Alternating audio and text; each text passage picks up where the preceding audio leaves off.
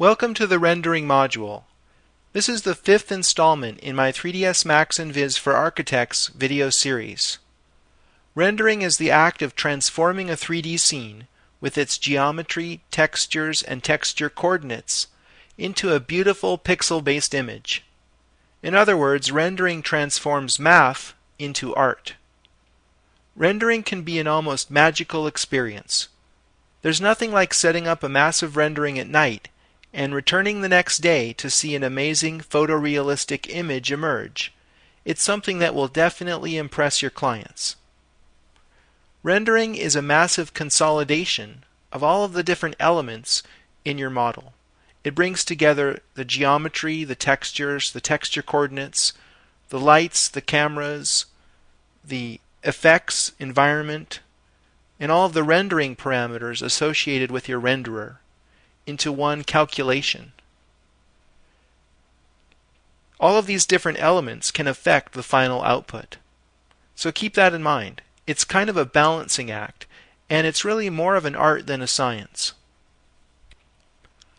I'd like to start this module by taking a look at light and looking at the basic types of light that the program offers us. Open up the studio.max sample file. We'll be using it as a workhorse to analyze the rendering process. Go to the Lights category and you'll find that there are different types available here in this drop-down. I have V-Ray as an option here because I have this third-party renderer installed. You may or may not have that. There are a couple of lights that work with V-Ray. There are different lights that work with the photometric system, and this is used with radiosity rendering, as well as mental ray. The standard category contains these types, and it all boils down to about 3 different basic types. There's Omni, Spot, and Direct. Let's talk about those first. Skylight is a special purpose light that emits light in a hemispherical dome, and these two are mental ray lights. Spot and Direct have 2 different flavors, if you will, the free version and the target version.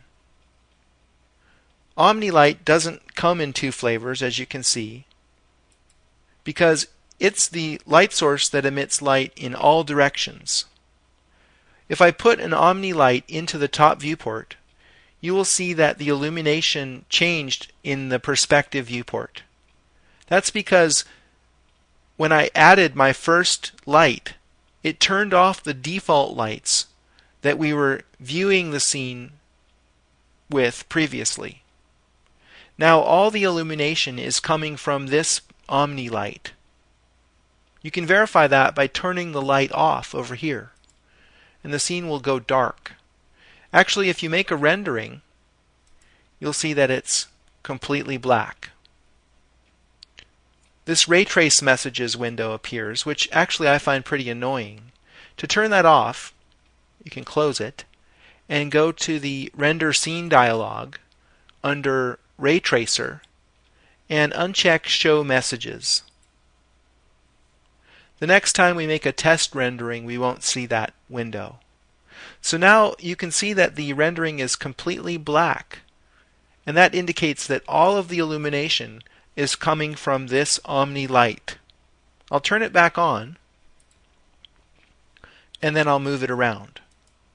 And as I move it around, you'll see that the illumination changes in the perspective viewport, because we're getting a real-time preview of what this light might actually do if we were to make a real rendering with the scanline renderer in this case.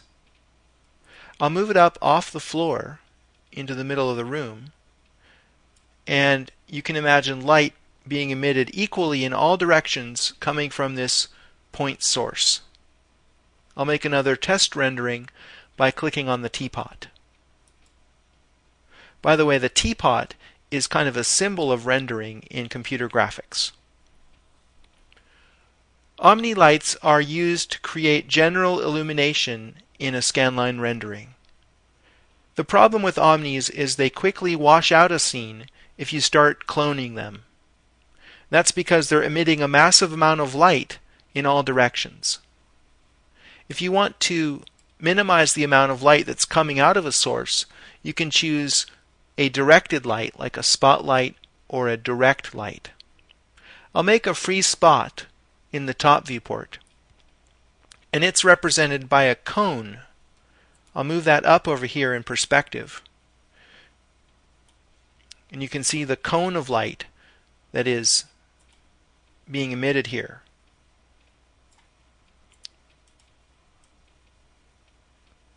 Now I'll make another test rendering and we can see some differences here. So spotlights are a way of bringing your attention into a specific area. They're like task lights, like an MR16 for example.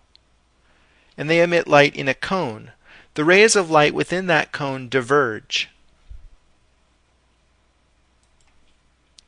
A direct light has rays of light that stay parallel. And the symbol for a direct light is a cylinder. I'll make a direct light over here and move it so that we can see it in the perspective viewport. I'll move it up, and you can see that its symbol is the cylinder. I will rotate it and make another test rendering. The direct light is best used to simulate the sun. If you think about it, our sun is actually an Omni Light, isn't it? It's casting light out into space in all directions equally, right? So why do we use a direct light to simulate the sun? It's because the Earth is so far away from the sun that the rays of light that come from the sun and hit the Earth are essentially parallel to each other. And so that is what the direct light is simulating. It's parallel rays of light that do not diverge. So there you have it, the three basic light types: omni, spot, and direct.